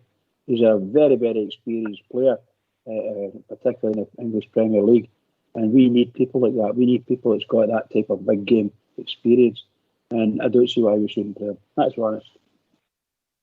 And Rudy Bear? Do you know, I've got a funny feeling we might see a 4-2-3-1. You know, I think it'll depend how the game's gone, because a couple of times last season he went with that, so he did, and I think there's a possibility that might happen. You know, just a possibility though, Port. That's all. He's not going to make. I don't see the point in any drastic changes. You know, 4-2-3-1 can easily be made back to the 4-3-3 again. You know, I think it will depend how the game's going. So, well, you know, but Alec makes a really good point. See, if we get an early goal. I'm sorry, mate, I know you said quickly. See, if we get an early goal, that really does put pressure on them to open up a wee bit. Then, and that's going to work in our favour. I agree. Southside, mate, how you doing? No, I think he'll stick to the system, probably the tried and tested one. I just think Arfield Kiji, when we're out of possession, he knows where to go and how to cover. Don't know how his fitness is, but he played the first game, but he played on the left. So I'm looking for a big performance for him if he gets picked. If Lundstrom plays, all I'll say is if he can get a really good performance out of him, then it'll be good for him and it'll be good for us, obviously. But he's still a wee bit short, so I just think you might just leave him at tomorrow. That's just my opinion. Aye. Ulster? No, I would stick with the system. The system isn't the problem. It's our form. That's what the problem has been the last few games. So, because we've done so well in Europe against some of the top quality sides, you know, the last few seasons using the system we have been doing. So I would stick with that. And if things aren't working into the game, we're getting a wee bit frustrated, then change. But definitely stick with what we've got going forward. The reason I mentioned it, guys, is because I felt at Malmo and Dundee United, I felt we were overrun in midfield because we only had 3, and at times in Dundee United they had 5, and against Malmo at times they had 5 against 3, because obviously their fullbacks were going in and sitting, you know, it was like inverted fullbacks, they were going in and sitting inside, and basically sitting, making that a 5 in the middle of the park, and I just felt we were a wee bit overrun at times, and you mentioned it, Rudy, Rangers did go to the 4-2-3-1 a couple of times in Europe.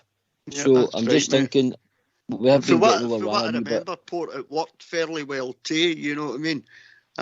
So I would think tomorrow night's possibly the game where he might try that again. That's all. But I'm saying, as I said, it's just a possibility, Port. You know. Aye. In regards to the first match, guys, the Malmo match I'm talking about here, what do you think we learnt from them? You know, what kind of team are they? What's your opinions on Malmo? And how do we break this team down, Southside? I think, obviously, judging the first game, they were a lot fitter than us. You know, you could see that. they played with they're supposed to play with a high tempo and press on us. I think in large parts of the game, although we didn't play well, we actually controlled most of the play at times. I think in the game we could look for the diagonal for Golson. I think that could be a weapon to Kent. I think if Arfield's playing, we're looking to get him running in behind their defence. Obviously, if we've got Hadji and Aribo in the park, then you've got two creative players that are either going to see a pass, could get by a man. So I think we've got the tools there, Port, to open them up. I just think it's about keeping the back door shut, playing with a high intensity, and hopefully just playing well on the night. We need to play well. We've been playing a bit disjointed, so we need to just try and get at least 9 or 10 on their game on the night. If you can get 11, all the better. But you know what it's like in Europe. You'll always get 1 or 2, maybe not just at it, but the rest will carry them through. Yep. Bridgeman, what did we learn for the first match against Malmo? Where do you see us hurting them? Where do you think will cause us problems? I think they'll cause us problems playing the way they did against us. If we play the way we did against them, if you follow what I mean. They were very good against us, to be perfectly honest. But overall, we were the better team overall. But they really cut us open with those 2 goals. They really did. Given the fact that there was a couple of blunders in there by certain people, but we shouldn't blame too much. But the big chunks of that game, particularly the last 15 minutes, 20 minutes, I thought we played very well against them, and they were starting to be a diminished force. Maybe the legs started to go. The Rangers should have no fears against this team, no fears at all. We played very well against them, gave away a couple of daft goals, and I think, to be honest, I hope the manager manages to cleanse her mind away from the daft goal again against on Saturday against Dundee United. We can't be thinking about that. We must play our game, free flowing, get in there and do it, and no be feared. Don't be feared for anything. Now they'll come out and start kicking us. Their big centre half was very good at kicking our players the last game we played. So we need to nullify him. Maybe put Morelos on him, frighten the life out of him. We've got another caller. We've got our Jimmy in. How we doing, Jimmy? All right, guys. South, Rudy. Hi, Jimmy. How you doing, guys? All right. How you doing, Jimmy? Just the Samaritans I'm phoning tonight. Do you need to speak about something, Jimmy? Got a wee problem, pal? I'm tickety boo, mate. I'm just laughing at some of the comments from outsiders, mate. Oh yes. The media about how Rangers players they felt they benefited for last season championship, invincible League One, and to how we can't cope with a crowd. What a lot of rubbish, man. Aye. What a lot of rubbish. And also, any Rangers fans who are listening to Rangers radio tonight, and you've got the temerity to go and put rubbish up on Facebook and phone into Radio Snide and slag Rangers off, give your ticket to somebody else. We don't need fans like you. It's a wee glitch. It's a wee glitch, right? Yes, we were poor. Right, Dundee United were the hungrier, but we have been there, guys. So, come on, get behind the team. Tomorrow night that'll be rocking. It'll be an absolute fantastic atmosphere tomorrow night. And I agree with Rudy said that the Braga game was a joy to behold, as they say. What a fantastic night that was. Yep.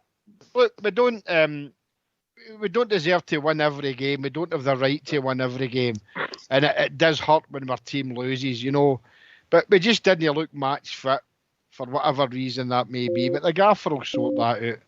But I'm pleased to say that, the points you've been put on here tonight have been very constructive and positive, And you guys are like myself, there's a bigger picture here. And they might have beat a Dundee team full of reserves who guys I've never heard of apart from Charlie Adam.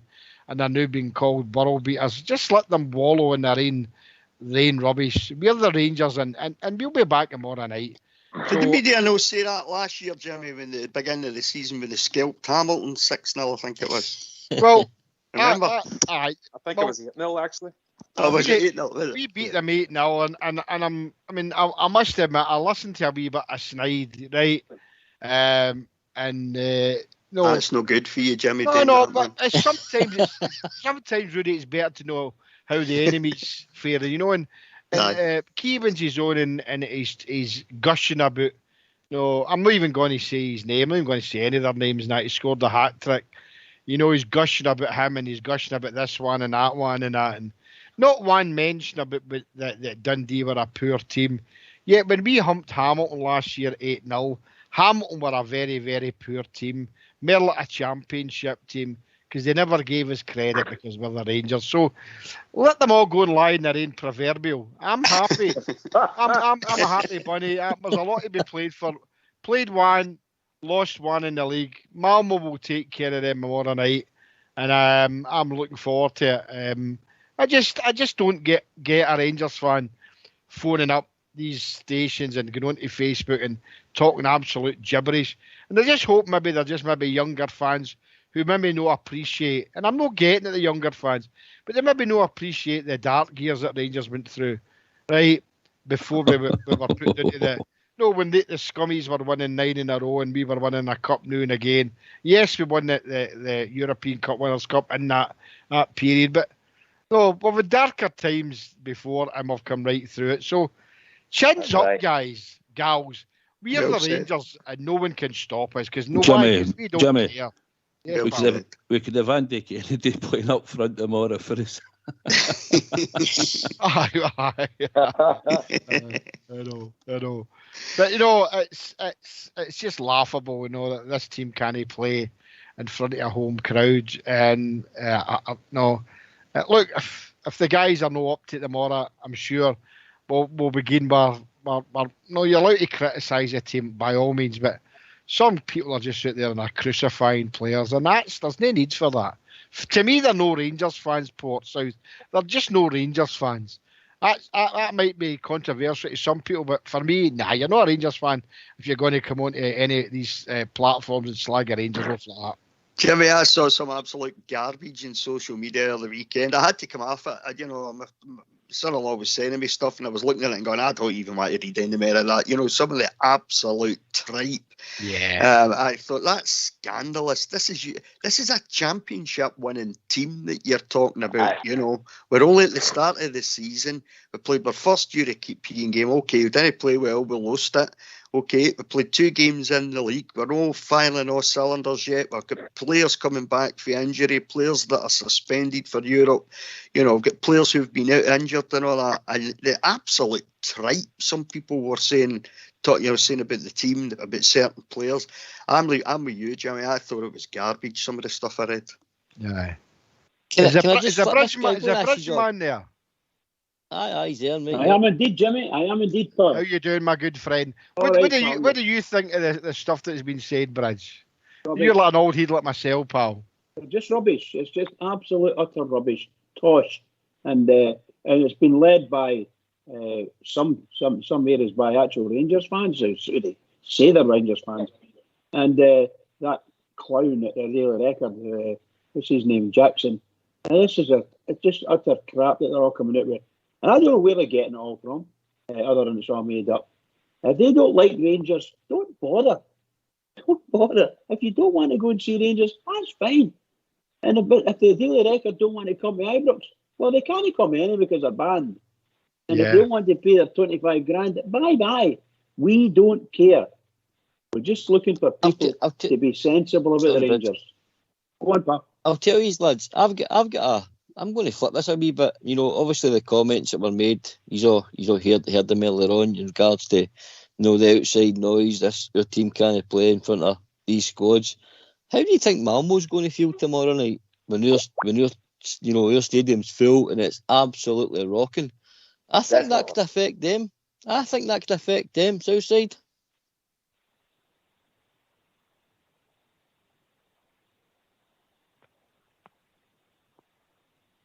Yeah. Sorry, mate. Sorry, buddy. Aye. Sorry, but it's like every European team that's came to Ibrox in the past. Jimmy's right. I mean, think about the nights at Dynamo Kiev, Parma,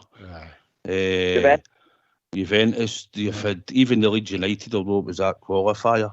Nights like that at Ibrox. I've not seen any of that sort of negative stuff. I don't social media any of that, right? So I don't look at it. But what I will say is, with off-world Rangers, it's one blip. This team won the league last year. have done us proud in Europe over the last 3 years. Stevie G's put us right back in the map, and the club's back on the map in European football. So tomorrow night, Malmo will get the Ibrox roar when they come out. Yeah. And if we keep it up, they'll not be able to talk to themselves on that part or know what they're doing.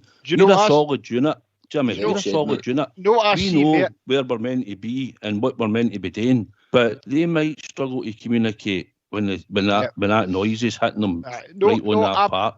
No, I'm seeing the new. One at a time, guys. One at a time. Sorry, Paul. That's my usual waggly tongue. The wife likes a waggly tongue as well.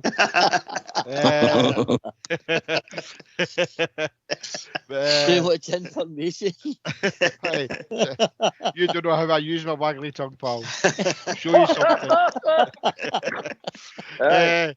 Do you know what really sticks? I understand what you're saying, South saying that some people do read it, some people don't. I like to keep my enemies closer, as they say. But do you know what I have saw? Last year, the full media they were right behind the puddle drinkers. They wanted them to win the 10, as they call it, the tainted 10, and that it's not going to happen for Rangers and that. They'll never do it. Stevie Gerrard only kept his job because of the pandemic, all that rubbish. But more so now, because they won 6-0 yesterday, they had a freak result against the team last week. Can't remember who they played. They won 4-2. They're going to do big things and that. And they've all turned now. They were all predicting that Rangers would win the league. Now they're all saying, Celtic are super and all that. Just let them bump their gums, guys. As I say, it tells you more about them, Jimmy, than anything else. Of course it does. These are the same haters that wrote some of the garbage that they were writing last season when we strolled to a 25-point lead in the league. You know what I mean? And even then, they couldn't give them any credit. So it tells you more about them than anything else. Rudy, I'm the first one to put my hand up, and I get shouted down a lot of times here on Rangers Radio, and I'm thick-skinned, and I can take that. I did say that Steven Gerrard didn't win the league in his third season. I heard you, Jimmy. I heard you. So, I stood by that, and I didn't back down for it, So he's got to be given the plaudits when they're due. And I can, as I say, I took that in the chin. So what a fantastic season last season was, but they're still not going to use credit for it. So let's, as I said at the start of my conversation, that if you're going to go in and no criticise Rangers by all means, that's allowed. But don't crucify people. Don't crucify players. If you do that, then if I meet you and you try to give me rubbish like that, I'll turn away from you. I haven't any time for people like that. If I think you're talking sense, I'll listen to you. But don't talk garbage about this guy should get a sack and follow the team. Follow the team. Can I come in for Port? Yes, Bridgeman, certainly. Just for one wee point, just you were talking about Malmo a second ago. Allegedly, the Malmo manager has come out and was asked something about the Rangers and his pre-match comment. And he supposedly said, they need the money. They need the Champions League money. And he did say that. He did say that. I think, okay, that's maybe a wee dig. I don't know if it's a wee dig. Or is he, what's he trying to say? We were better than we crashed then. What he's referring to, Bridgeman, basically what he was referring to was basically they need the money. They're the bigger club. Pressure's all on them. So he's trying the old mind games. That's all that was about, mate. He's going to do what he wants to do, but no. Aye. I don't understand why a manager would say that. I would hope that Steven Gerrard would never say anything like that. Never say anything like that. Oh, no. Too classy, mate. Too classy. Yeah. Too classy. Hi. Hey, Alex. Fabisho, I think we've joined the call. Yeah. Or is it Davey? Yeah, this is Alex, yeah. Oh, I don't know. Do you want me to go off now? No, mate, just sitting there. Davey's in. Right, how are we doing, Davey? All right. I'm okay. Good. Look forward to a game tomorrow. Yep. You were talking about Malmo earlier. Being a better thing. The only thing was, I thought they were a bit more physical than us, obviously, with their bookings. And I hear he's gone on about the amount of games they've played for the start of the season. But we ended up fitter than them because there's a lot of their players lying down with cramp and everything. We were coming into it. And we only came into it the last 10 minutes. That's the only time we really wanted to play. Because but they had good cohesion and organisation, though. They were, You know, they were better organised, I thought, than we were. And you see the 2 goals we lost, that was calamity defending. They were well organised, Davey. They had a bit of cohesion about them. That only comes from playing competitive games. That matters. Competitive games matter. I think they played about something like 12 or 13 competitive games in their domestic league, and I think they'd played four European qualifiers in Europe. So that, to me, that's about 16 games, something like that. They've played competitively. That matters, David, to me, I think. Yeah, it certainly does, but for us, for the start of the season, and we've not had a proper pre-season things, we played quite well. And the last 10 minutes, I think we gave them too much respect, and plus, I think they bullied us a wee bit. Another thing is, go back to Bridgman. Bridgman was on about Lundstrom a couple of weeks, last week or so. He rings 3 yards off the pace. He is 3 yards off the pace now. And I wouldn't play Lundstrom tomorrow night. I would think about playing Patterson at right back and Tav at right mid. I really think he'd play that. I don't think you'll see that, do we? I don't think so, but I would think for the likes of that, because last week Arfield wasn't that good. Now, I'm a big fan of Scotty Arfield. I think he's a good player. But he's just a wee bit off the pace now as well, because the injury he carried last season, and I didn't think he's fully up to it. But I would think about playing Patterson and Tav a wee bit further forward. If it wasn't working, make a change and sort it out, just to make sure. And that's what. That's the team I would go with. Much of it. David, yeah. David, can you see where you're on, mate? Can you give me your team for tomorrow night? Who you would start with? You're Steven Gerrard, so let's give us your team for tomorrow night. Who would you start? No, it's the usual. Well, you've got McGregor. I put Patterson in, Golson, and I heard them on about Golson. Before, I'd have probably dropped Golson now, because all this contract thing, is he doesn't in the game now. But I would still play him tomorrow. Yep. Golson, Hollander, and Barisic. Patterson at right back. I'd play Tav, Davis, and Aribo. I'd probably go Hadji, Morelos, and Kent. Hadji or Wright. That's a fair point. What about yourself, Ulster? What's your team for tomorrow night? McGregor and goals, Tavernier, Golson, Hollander, Barisic, Davis. I think I'd go for a wee bit of an attacking midfield. I'd probably throw in Aribo and Hadji. That may be a bit controversial, but I'd like to throw them two in. And I'd go for Wright, Morelos, and Kent. Oh, it's an attacking side, Ulster. That's an attacking side. All guns. You my team, Paul? Yes, Jimmy. Yes, give your team a want. McGregor, Patterson, Balogun, Hollander, Barisic, Davis, Arfield, and Aribo. Up front, I would have Hadji, Fred, and Kent. Right. So you had Balogun in there and drop Goldson then, Jimmy. I agree with you. Who was it? Was it David said about Goldson? Alex, it was Alex. Alex, it said about Alex. Whoever it was, I agree with what they said. I just think, and Tavernier couldn't kick his arse now. So I think there's let's get away from this. He's a captain of the Rangers and he can't be dropped. I know my team's kind of out there. It's more or less the same team as everybody else's, but I would bring Balogun in place of Golson, and I bring Patterson in place of Tavernier. I don't think he'll do that, but that's a team I would like to see it. Be a bold decision. What about yourself, Davey? Yeah, Davey. As I said, it was your teammate. I'll give you my team. I would play Patterson and I'd play Tav, right mid. Oh, sorry. It was Alex. Right. You were. Is it Alex then? Is it Alex? Aye, Alex here, yeah.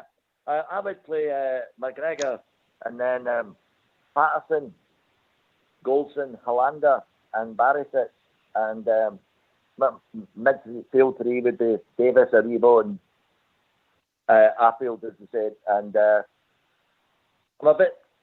Well, two of the front doubles would be Morelos and Kent, but and Hadji was fit, I would play him as well up front. But if he's not, I'd play Scott Wright.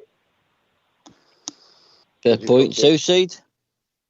I think Jimmy's team's a wee bit radical, but I can see why you're worried myself, Jimmy. It's all about opinions, mate. It's all about opinions. Aye, Jimmy, what I was trying to say was try and keep a bit of stability, right? And it's not been looking too good after the debacle in Malmo, you know.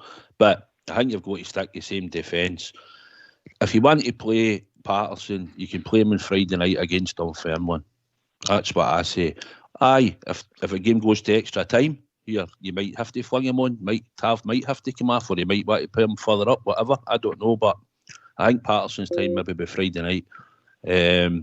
So apart from that, I just think the team will be more or less tried and tested, Jimmy. I think if Hadji's fit and Aribo's fit, they'll both play. I think Alfie's back playing Saturday, so he's playing in Demora. I think Kent needs to find a bit of form for us. If you were going to play that 4-2-3-1, then you might play Lundstrom and Davis as Hodden, and then maybe unleash three in front of that. I think Arfield and Davis could do that Southside. Arfield and Davis, or if he's going to maybe bring Lundstrom in, you might stick him. If he's going to might use him as that, and maybe not play Arfield as that. But Arfield could be Davis that too. Right, Bridgeman, you want to give us your team, mate? I would like to see the same team as Ulster. I quite like Ulster's team. Right. I'd like to see that. I would. Well done, big man, by the way. Well done. all in attack lineup. Yeah, and Rudy. I'll be shouting for it anyway, that's for sure. McGregor, Tav, Patterson. I love Patterson. I think he's a fantastic young player. That boy's got some career ahead of him. Just know that in a big game like this, I wouldn't put him on for the start in a big game like this. If we get into the 120 minutes, you know, if I've got to play the extra time, there's a possibility you could maybe chuck him on, But no, I think you go with Tav tomorrow night. Goldson, Helander, Barisic, Arfield, Davis Arfield and Aribo. I think Scotty Arfield could do that 4-2-3-1 thing with Davis, you know, allowing Aribo to get further forward and bust into the box. Aribo's brilliant at that when he's on his game. Up front, Kent, Alfredo and Hadji for me. What I've sensed, guys, for your team so far, I'm sensing a lot of love for Hadji at the moment. Do you think, I'll take us from the panel, do you think we've missed Yanis Hadji in the last certainly two matches? I'll go to Southside with that first. All right. Aye, mate, I do. I mean, I do like him. I've said on here before, I think he sees passes other players don't. I think he falls out of games at times. But if you look at his goals and his assists, you know, and if he gets that time, I know we don't play the system, but I think Hadji's a number 10.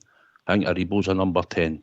If you tweaked a system, or if you're going to play a 4-2-3-1, you would be sticking him right in the middle there. Oh, you've got Aribo, Hadji. So, I think we miss him. I think he's creative, but I think he can fall out of games. But then I think he can come up with bits of magic that he's produced in the past to keep him in the team at times, you know. Yeah, I mean, I'm going to just cut across everyone. I've got George for UK in. I'm going to ask him his team for the morrow. All right, George. All right, gentlemen. All right, George. All right, troops, by the way, man. I must admit, Jimmy cheered me right up there, by the way, really did. Nate Hodden back, man. His team is excellent, by the way. I loved it. So what's your team, George? Mine's is going to be, anyway, I wish it was Patterson, but I'm going to go Tav, Goldson, Hollander, and I would rather have Bassian for Barisic. So I think he's a bigger, solid unit. I think Barisic gets down too easy, man. His cross is absolutely woeful. And, in the middle, I'd go for Davis, Arfield, Aribo, and then I would tell Fingley, what you call it, Hadji, Kent, and Alfie. Right, I'm going to ask you the same question, George. I said earlier on, I'm sensing a lot of love for Yanis Hadji. Have we missed him in the last 2 games, mate, for his creativity? 100%, mate, 100%. But we need to remember that mob are a physical team. They'll try and clout him tomorrow night. Like they did the first game? Aye, like they did in the first game, aye, exactly. But I think he's capable of taking that, George, because, you know, almost every game he plays, he gets battered about the park, but he just keeps getting back. And I know he's a bit lightweight, you know, so that's probably... That's what it's like. If you're a ball player, you're going to get that, aren't you? Aye.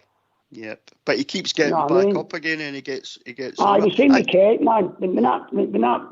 When that hammer chucker, man, know what I mean? Well, he put his body in and bust his mouth on. Kent didn't want to know after that, know what I mean? Same question, Ulster, in regards to Hadji. Yeah, I think we've missed Hadji. I think he's the man that, you know, especially the games we've seen the last 2 games, where, you know, he's the man that can take the ball just outside the box, do the wee 1-2s, find the player, and I think that's what we were lacking in the Dundee United match as well, mate. So I think if we can get him in tomorrow, he'll maybe be the key to unlocking this team. Yeah, I'll take the same question to Alex, mate. Yeah, I think Hadji's seems to come alive in European football. It's more suited to him, like, and I hope he's playing tomorrow night, like, you know. And obviously, they'll try and kick him out of the game, but he's got one of them players. He's got that ability to make something out of nothing, and you need that in games like this. So, yeah. Right, okay. And Davey, what's your opinion, Davey? I agree with the last caller. For European games, that some of the Scottish games it's not suited for. For Dundee United game, the full midfield they weren't up for it. They were closing down quicker than us, and Hadji doesn't put the same work in as some of the other midfielders. That's one thing. Again, for tracking back, and against Dundee United, we were poor in midfield because our midfield didn't compete with them. We were standing too far away from them and letting them play a bit better football than us. I can we had the bulk of the possession, but like most teams, they'll give you the bulk of possession as long as you're not getting in the final third. It's the final third that's the bread and butter stuff, isn't it? That's where it counts. Definitely, mate. And Jimmy, I agree with you there, but Hadji, sorry, in the final third. Sorry, mate. See, just before I go on, I've just had news about a friend of mine, a good friend of mine, and a lot of people out there in Rangers land all know who he is. Walter Bartley, county grand official, has had a stroke. Wish you all the best, Walter. Mag's your daughter and May's wife, so hopefully everything recovers. He's in hospital just now. Anyway, on Hadji, you know, I'm the same as Oxy. The jury's out with me, but I know, mate, yep. I see something there that tells me there is a player port, right? And I want that to happen. So that's why I'm giving him a benefit of doubt. I think he's been lively in the games that he's played for us so far. I think we did miss him as soon as he got kicked off the park against Malmo. And so, I would have him in my team tomorrow night, definitely. If he's fully fit, get him in, and let's hope he can produce a result for us. I'm willing to give him the benefit of doubt, Port.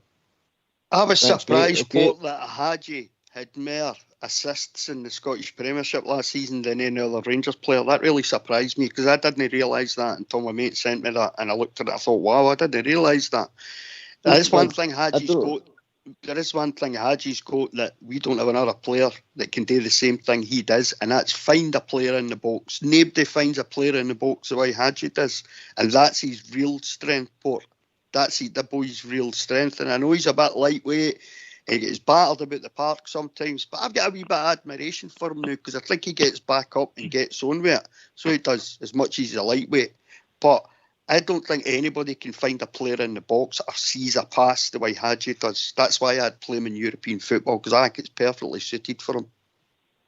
I remember I had a wee sort of bet with a pal of mine on the show. At the very start of the season, he would outscore and he would out-assist a certain Joe Aribo, and I believe I won that bet. So, what I'm going to remind all the listeners tonight, guys, I'm going to just to remind you, on Tuesday there's no show, obviously because everybody's going to be at the game or watching it. Friday also there might not be a show, but that's subject to change. We'll just need to see how that goes, just to let everybody, all the listeners know, and all the guys in here tonight. I'm just going to ask you to finish the show, guys, your score predictions, if that's all right. And I'm going to go to Southside first with that, please. I'll go 2-0, buddy. 2-0. George EK? 3-1. 3-1. To Teddy's. I'm going to go Ulster. I have a weird feeling we're going to just kick on tomorrow, so 3-0, I think. Alex? An early goal is crucial. We can get that early goal. They'll have to come out. So I could say we could end up 2 or 3-0 winners. Davey? Yeah, I'm going for 2-0. Rudy? I'm with Ulster, 3-0. JFK? 2-1 to Rangers extra time. So far, we're qualifying, guys. Is that what you're telling me? Jimmy, that puts the blood pressure up. I know. I'm trying to use my head and my heart, and I'm just. I know See me using your heart, make sure you've got your sword and shield tomorrow. I usually do, mate. I Sorry, Jimmy. Can I ask you a wee question? I've never asked me the score. Sorry, Bridgeman. My utmost apologies. Bridgeman, what's your score, mate? I'm going to copy. I'm going with the Big Ulster. Well, my luck's running, so I'm going for a 3-0. Wow, Bridgeman. Whoa! What's going on here? Get in there, Bridgeman. Bridgeman, did you read the script today? Is that really Bridgeman? And I think Rudy Baird went for that as well. So I don't know what Rudy had for his dinner tonight. Would you have for your dinner tonight, Rudy? Oh, I had a lovely spaghetti carbonara tonight, Bridgeman. It was magic. I absolutely hate you. I hate you. I know. Can I ask you a question, guy? I'm going to take it around just before we finish. And it's regards to the season ahead. Now, we know there's a big carrot at the end of this season.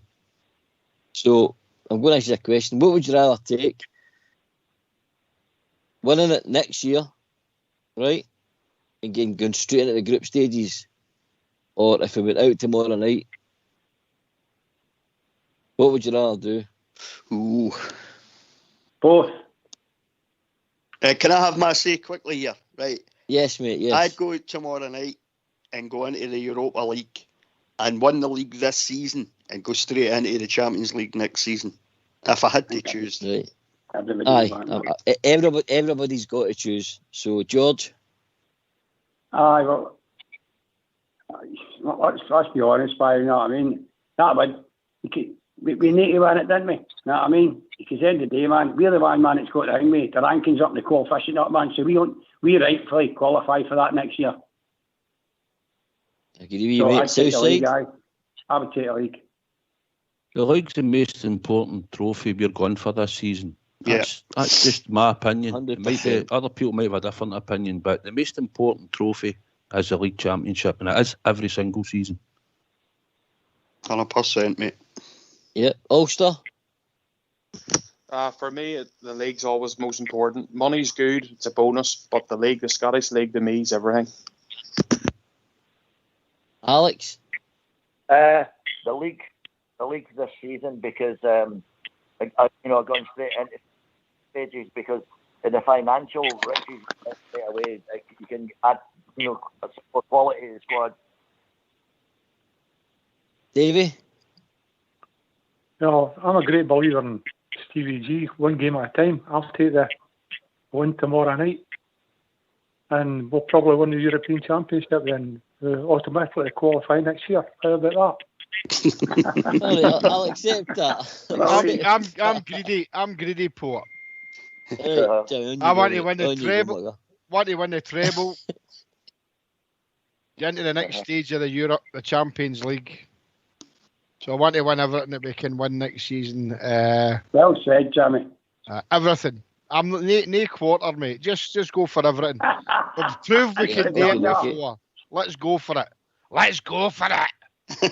Hey guys, I'm the same as I'm the same as Jimmy. I'm the same as Jimmy and Dave. I want to go for the most important game comes up, and it happens to be tomorrow night. We go out there and we win that, and then we can take the league. No problem. We should be able to go and win the league. Let's get through this. Well said, mate. Well said. Right. Believe it or not, guys, it's came to that time. That was a quick shift. Thanks for having us.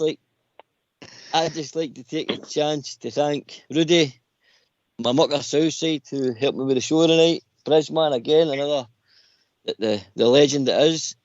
Alex, Big Ulster, Davey, Jimmy, Alex, George EK, sorry. And of course Fox, who's doing technicals in the background, who's on his own tonight and he's still smashed it. So a big massive thank you to Fox, because there was no Fox, there's no show, guys. So I'd like to give a big massive shout out to him. Like to thank all the Facebook lobby, all the lobby, and all the YouTube guys in there as well. Thanks very much, guys, for tuning in. And it's a wee shout out for you, Southside, please, mate. Aye, mate, aye. It's been a nice, great to do the show with you, buddy. First time we've done it. Also, with Bridge, good to hear Bridge back on again, doing his usual. So, aye, it's been good, mate. And like the manager called, he's called for a show, called for us tomorrow night. So, as the song says, you'll hear us from the stands of Ibrox Park. So, let's go tomorrow. Let's get battered right into them tomorrow and get into that next round. Batter them and get into that group stage. Let's go, Rangers. Yeah. Well said, mate. And Bridgeman, it's over to you, mate. It's over to you, Bridgeman. What can I say? What a marvellous show. Well done to yourself and Southside. Two magic performances, seriously. And everybody else, of course, as well. And can I just say it? To all the Rangers fans all over the world, and particularly Rangers fans on here on Rangers Radio, we need to keep it going for the Rangers, because tomorrow night we're going to get there and murder that mob. Go and do it, Rangers. Keep it going for the Rangers. Come on.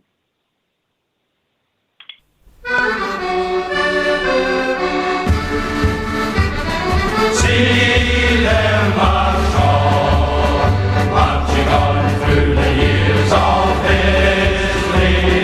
Heads held on high, for the jersey they will do or die.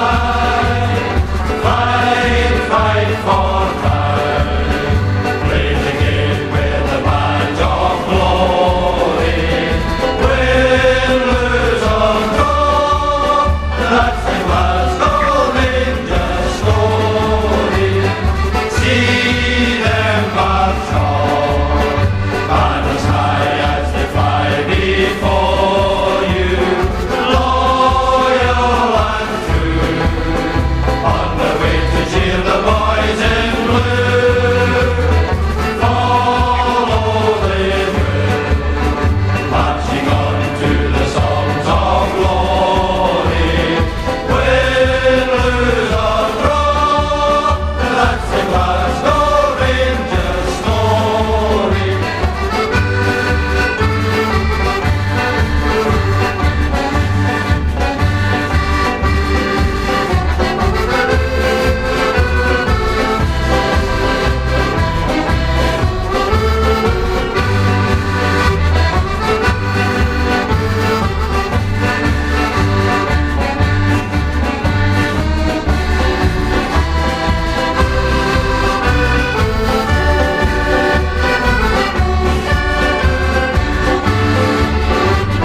See